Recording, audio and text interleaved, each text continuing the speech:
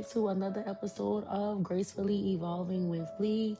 I just want to say thank you for coming back to join me again for another talk with me so we can continue to grow closer in God gracefully.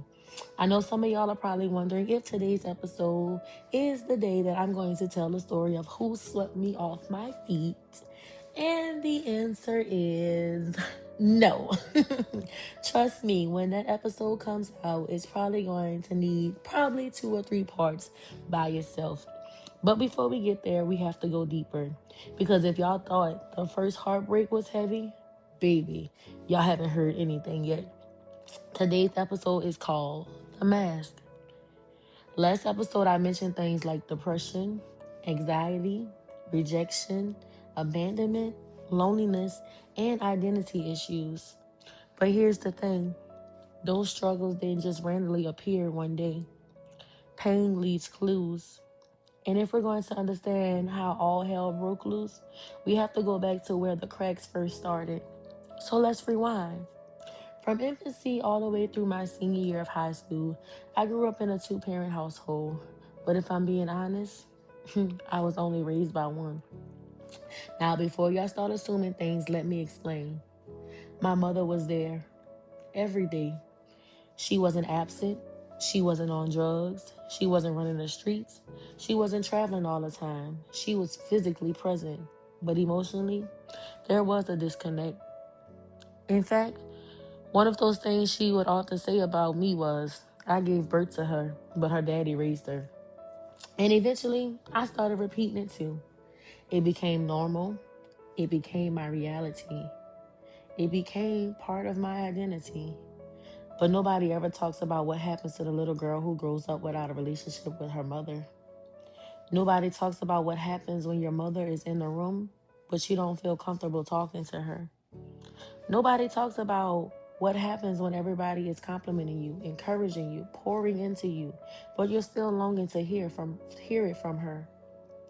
Nobody talks about what happens when you spend years looking for mother figures in other women because you're trying to fill a space that never felt full. And what I didn't realize at the time was that every one of those experiences was planting seeds. Seeds of rejection, seeds of abandonment, seeds of insecurity, seeds of loneliness, and seeds of low self-worth. And eventually, those seeds grew into something much bigger. For 7 years, I battled suicidal thoughts.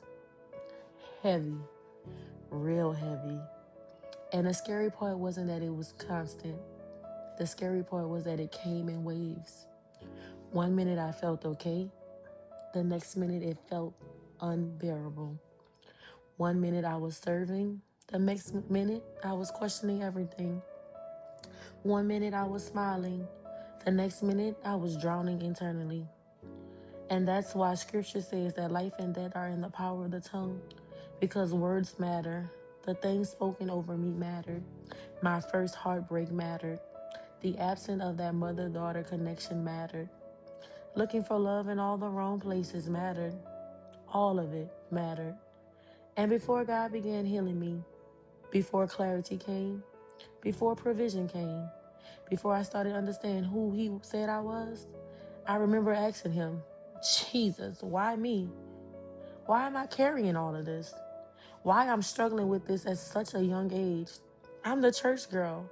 I'm serving. I'm ministering. I'm giving my time. I'm on fire for you.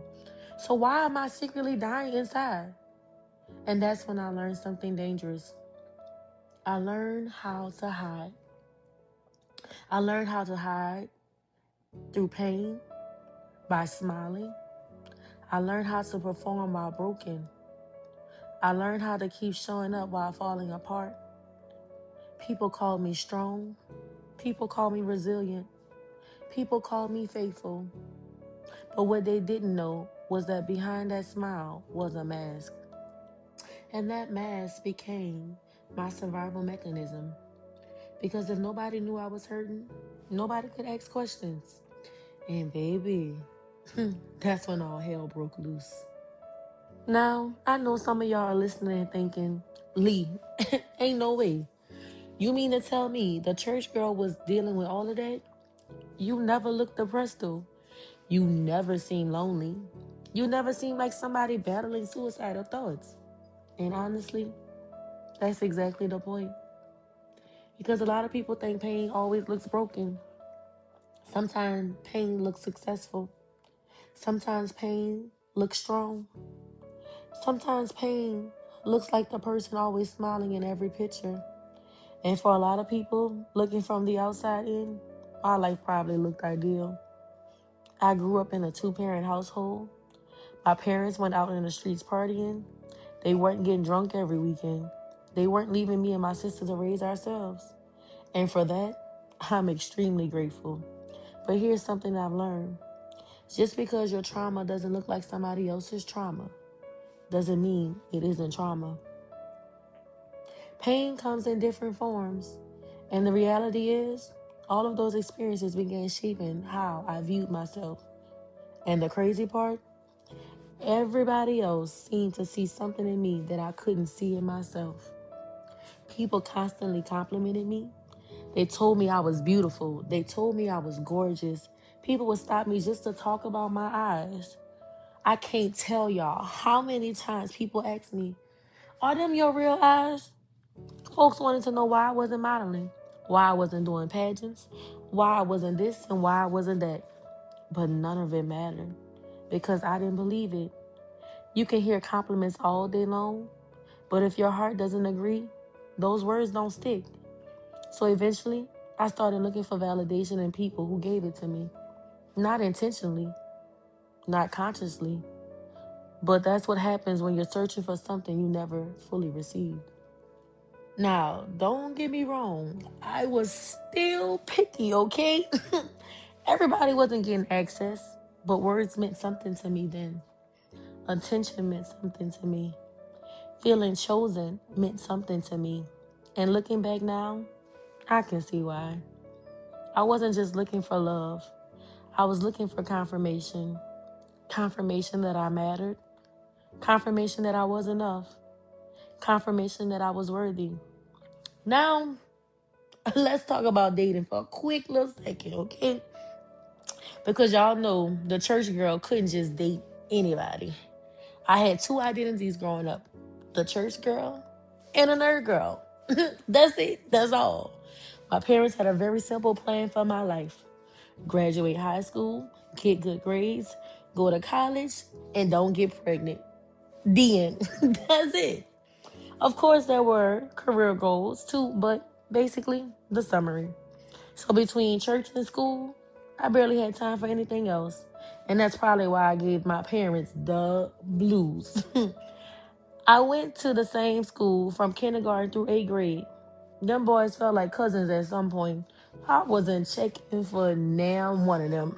But baby, when I walked through them doors of the Warren Easton Charter High School and suddenly found myself around all these new people, let's just say my world got a little bigger. And my parents was not having it. Haters at all. But my junior year, I got my first real boyfriend. And honestly, things were pretty normal. No major drama, no major issues. Just a teenager experiencing life. But y'all know how we are. Once you start experiencing new things, eventually you start wondering, all right, now, what's next? And then college happens. And baby, a time was had. Do you hear me? Now, we're not getting into all of that today. Some stories need their own episode. But what I will say is this: if I could go back and do it all over again, I would not change a thing. Not the mistakes, not the lessons, not the heartbreaks, and not the detours, because every single part of it played in a role in becoming the woman I am today. And trust me, we're going to talk about some of those college experiences, moments very, very soon. But for now, let's go back to talking about the masks. If you wear them long enough, eventually people stop seeing the real you. And if you're not careful, You stop seeing the real you too. For years, I wore the mask, the church girl mask, the strong friend mask, the leader mask, even the smiley mask, the I've gotten it all together mask. And from the outside looking in, it worked. People saw the smile, people saw the gifts, people saw the ministry, people saw the accomplishments, but very few people saw the pain. Very few people saw the tears. And very few people knew the battles I was fighting in private.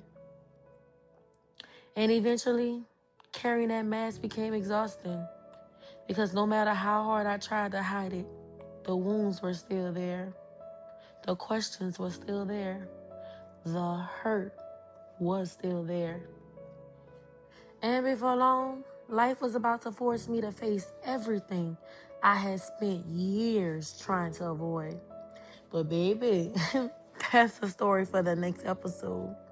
Thank y'all so much for hanging out with me today and allowing me to share another piece of my journey. And if you're listening right now, wearing a mask of your own, my prayer is that one day you'll find the courage to let God heal the parts of you that you've been hiding from the world. It matters, and you matter. Until next time, keep growing, keep trusting God, and keep giving yourself grace while you evolve. This is Gracefully Evolving with Lee, and I'll talk to y'all in the next episode. Bye, friends.